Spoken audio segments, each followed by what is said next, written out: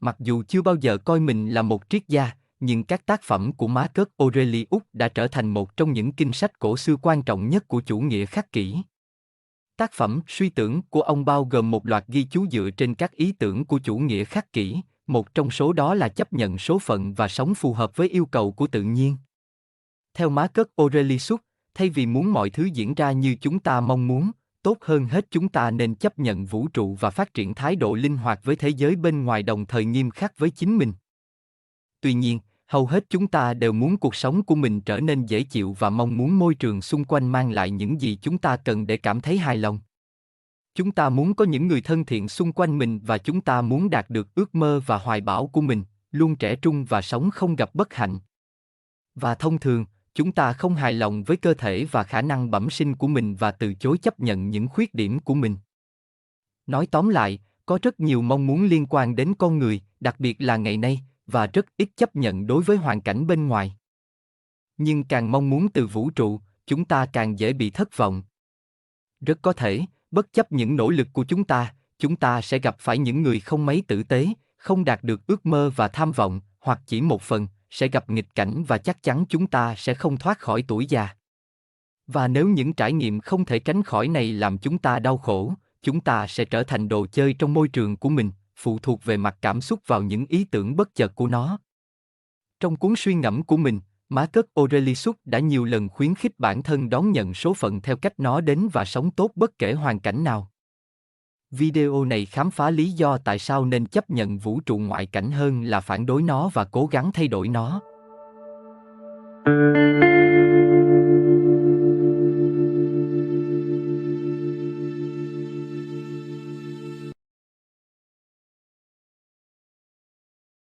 Giả sử ai đó ném một trò đùa xúc phạm làm tổn hại đến bạn hoặc làm tổn hại đến người bạn yêu thương.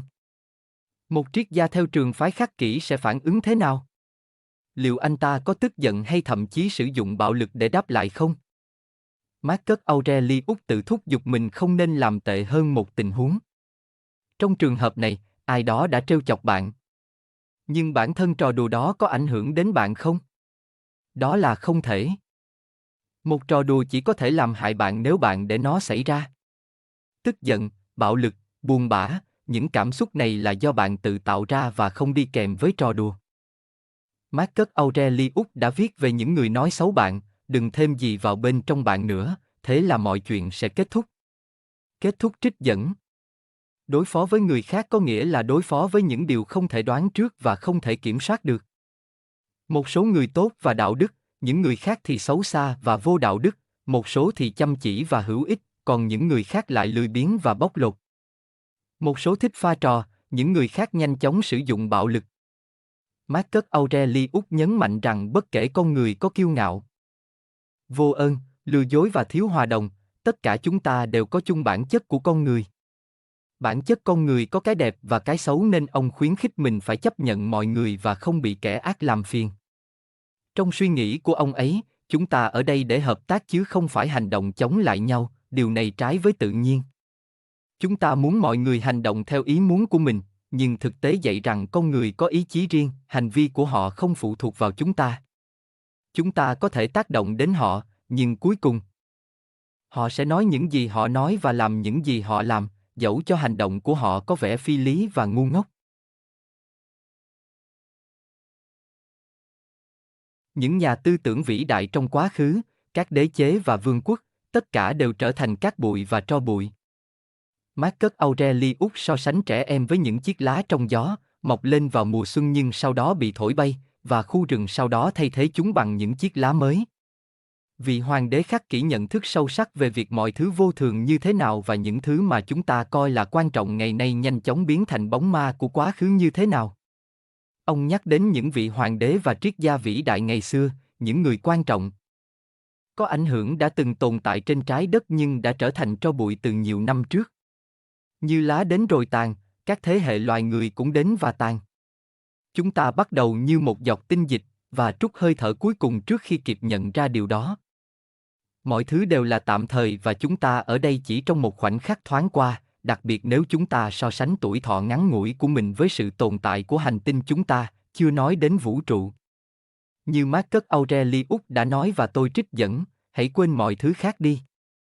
Hãy giữ lấy điều này và ghi nhớ nó, mỗi chúng ta chỉ sống trong hiện tại, khoảnh khắc ngắn ngủi này. Phần còn lại đã sống rồi hoặc không thể nhìn thấy được. Khoảng thời gian chúng ta đang sống rất nhỏ, nhỏ như một gốc trái đất nơi chúng ta đang sống.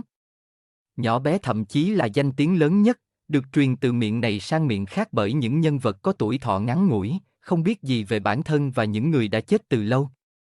Kết thúc trích dẫn. Đối với một số người, thực tế nhất thời có thể là nguồn gốc của đau khổ. Chẳng phải thật đáng buồn khi cái chết đưa chúng ta trở lại quá sớm sau khi chúng ta mới sinh ra sao? Vì vậy, một số người bám víu vào cuộc sống một cách tuyệt vọng, tìm mọi cách để kéo dài nó ra ngoài tỷ lệ tự nhiên, tìm kiếm nguồn suối của tuổi trẻ vĩnh cửu. Tất cả những nỗ lực đi ngược lại tự nhiên đều vô ích, vì chúng ta chỉ có một khoảng thời gian giới hạn ở đây, trong đó chúng ta thường dành phần lớn thời gian để suy tàn cơ thể. Nhưng bản chất nhất thời của vũ trụ cũng có mặt tích cực, đó là vì không có gì tồn tại lâu dài nên không có gì đáng lo ngại. Lấy ví dụ, Marcus Aurelius đã mô tả tầm quan trọng của danh tiếng. Ông ấy viết, nhưng hãy nhìn xem chúng ta đã sớm bị lãng quên như thế nào. Vực thẳm của thời gian vô tận nuốt chửng tất cả. Sự trống rỗng của tất cả những bàn tay vỗ tay đó. Những người khen ngợi chúng ta, họ thật thất thường, thật độc đoán. Và khu vực nhỏ bé trong đó tất cả diễn ra. Toàn bộ trái đất là một điểm trong không gian, và phần lớn không có người ở. Kết thúc trích dẫn. Chúng ta càng nhận ra cuộc sống của mình ngắn ngủi và ngắn ngủi đến mức nào thì chúng ta càng thấy ít lý do để lo lắng về những điều tầm thường và chúng ta càng trân trọng thời gian mình có. Hơn nữa, theo quan điểm của những người khắc kỷ, sự ngắn ngủi của cuộc đời cũng là lý do để không lãng phí thời gian. Bất cứ điều gì chúng ta muốn làm, bây giờ là thời điểm tốt nhất để làm.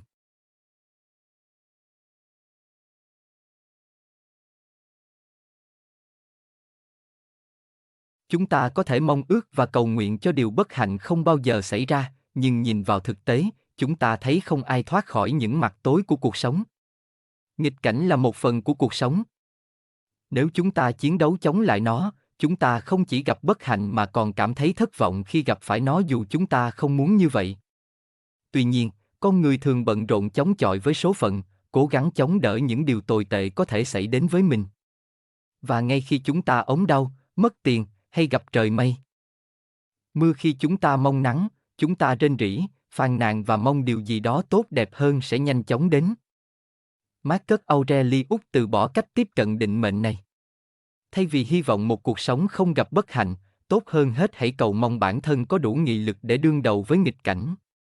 Thái độ như vậy nằm ở gốc rễ của nguyên tắc cốt lõi của chủ nghĩa khắc kỷ có tên là sự phân đôi của kiểm soát, một số thứ nằm trong tầm kiểm soát của chúng ta, còn những thứ khác thì không. Và vì vậy, thật hợp lý khi tập trung chủ yếu vào những thứ chúng ta kiểm soát được. Hoặc, như Marcus Aurelius đã nói, vậy thì làm những gì mình muốn, như một người tự do, chẳng phải tốt hơn là bị kiểm soát một cách thụ động bởi những gì không có tự do, như nô lệ hay người ăn xin sao? Kết thúc trích dẫn. Khi bạn để hạnh phúc của mình phụ thuộc vào hoàn cảnh bên ngoài, tức là bạn đã để số phận điều khiển mình. Hãy tưởng tượng bạn liên tục lo lắng về việc người ấy sẽ rời bỏ bạn. Và vì vậy, bạn cầu nguyện cho người bạn đời của mình ở bên cạnh bạn. Tuy nhiên, theo vũ trụ học khắc kỷ, bất cứ điều gì xảy ra với bạn đều có thể được quy cho các vị thần, nguồn gốc của vạn vật. Mọi chuyện có thể xảy ra tưởng chừng như bi thảm nhưng theo các nhà khắc kỷ, đó chính là điều mà các vị thần đã dự định. Vì vậy, chẳng hạn, một mối quan hệ tan vỡ là một phần của kế hoạch thiêng liêng, và những lời cầu nguyện của chúng ta sẽ không ngăn cản điều đó xảy ra. Và vì vậy, theo Marcus Aurelius, tốt hơn hết là hướng lời cầu nguyện của chúng ta đến những điều chúng ta có thể kiểm soát. Tôi trích dẫn, hãy bắt đầu cầu nguyện như thế này và bạn sẽ thấy. Không phải một cách nào đó để ngủ với cô ấy, mà là một cách để không còn muốn nữa. Không phải một cách nào đó để loại bỏ anh ta, mà là một cách để ngừng cố gắng. Không phải cách nào đó để cứu con tôi, mà là cách để bạn quên đi nỗi sợ hãi. Chuyển hướng lời cầu nguyện của bạn như thế và xem điều gì sẽ xảy ra. Kết thúc trích dẫn. Chúng ta không thể kiểm soát hành động của một người bạn đời lãng mạn, nhưng chúng ta có thể tự mình cải thiện, xây dựng tinh thần vững vàng để chịu đựng một cuộc chia tay có thể xảy ra. Chúng ta không thể ngăn cản người mà chúng ta gắn bó bước ra khỏi cuộc sống của mình, nhưng chúng ta có thể phát triển khả năng chấp nhận bất cứ điều gì xảy ra và thậm chí mong muốn mọi việc xảy ra như chúng xảy ra. Nếu chúng ta chấp nhận bất hạnh thì ngay cả các vị thần cũng không thể làm hại chúng ta.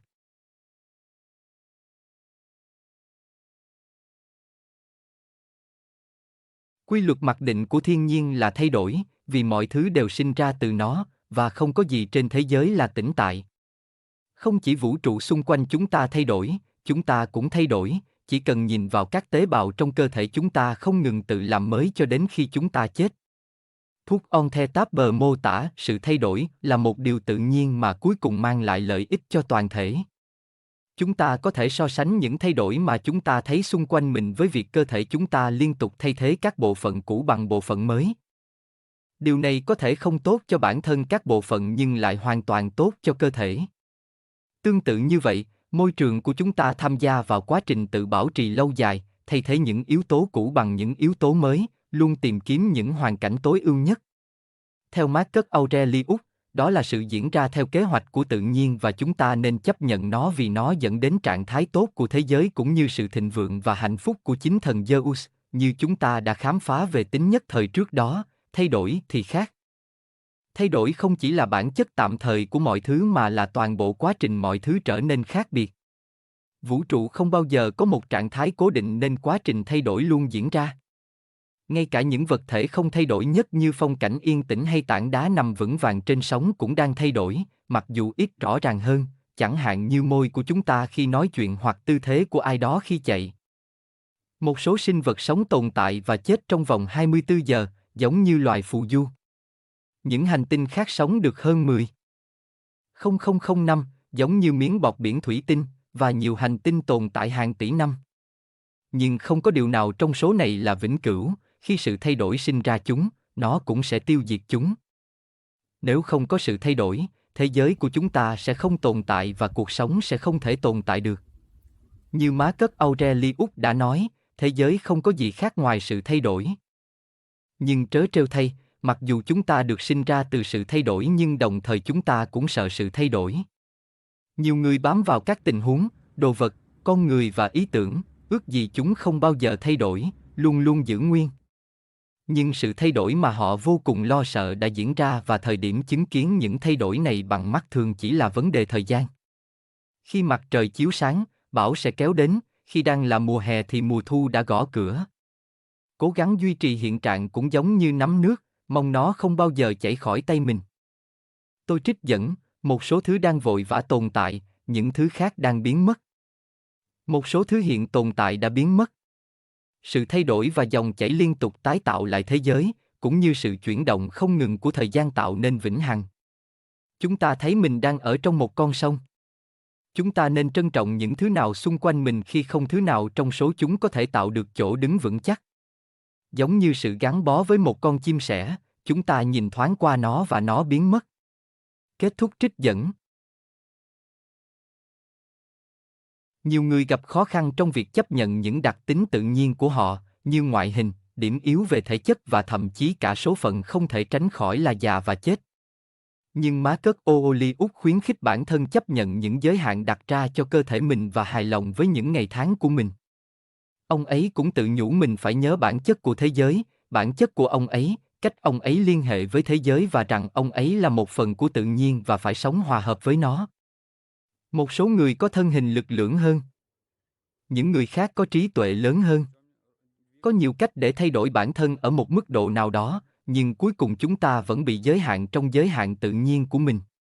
Vì vậy, chúng ta có thể dành cả đời để tập trung vào những điểm yếu của mình, cố gắng đạt được những thứ mà chúng ta không có khuynh hướng đạt được một cách tự nhiên. Hoặc, chúng ta có thể tận dụng điểm mạnh của mình và làm những gì chúng ta vốn giỏi. Các nhà khắc kỷ nhấn mạnh rằng một đặc điểm độc đáo của bản chất con người là khả năng lý trí. Không giống như bất kỳ sinh vật có tri giác nào khác trên trái đất, con người có thể suy nghĩ hợp lý. Khả năng lý trí của chúng ta cho phép chúng ta vượt qua bản chất thú tính, tàn bạo của mình. Vì vậy, thay vì phục tùng những đam mê của mình, chúng ta có khả năng chế ngự chúng bằng lý trí. Marcus Aurelius đưa ra một ví dụ về cách ông sử dụng lý trí để chấp nhận thế giới xung quanh, tốt và xấu, mặc dù bản chất thú tính hơn của ông nói với ông điều ngược lại. Tôi trích dẫn. Mọi người tìm thấy niềm vui theo những cách khác nhau. Tôi tìm thấy nó trong việc giữ cho tâm trí của tôi rõ ràng. Không quay lưng lại với mọi người hoặc những điều xảy ra với họ. Trong việc chấp nhận và chào đón mọi thứ tôi thấy. Trong việc đối xử với từng thứ như nó xứng đáng. Kết thúc trích dẫn. Con người có thể chọn được thái độ như vậy nhờ vào khả năng suy luận. Bản chất của chúng ta cho phép chúng ta bỏ qua những thôi thúc thú tính và đi theo con đường khôn ngoan hơn. Thay vì mù quáng chạy theo ham muốn của mình, chúng ta có thể xác định những xu hướng này và hiểu được chúng có thể là nguồn gốc của đau khổ như thế nào. Và thay vì làm nô lệ cho những ham muốn và ác cảm của mình, chúng ta có thể thấy việc chống chọi với số phận chỉ khiến chúng ta đau khổ như thế nào. Và vì vậy, dựa trên sự hiểu biết của chúng ta về cách mọi thứ vận hành, chúng ta có thể kết luận rằng việc chấp nhận hoàn cảnh bên ngoài, những điều chúng ta không thể thay đổi, dù khó chịu đến đâu, là một quyết định hợp lý. Cảm ơn các bạn vì đã xem.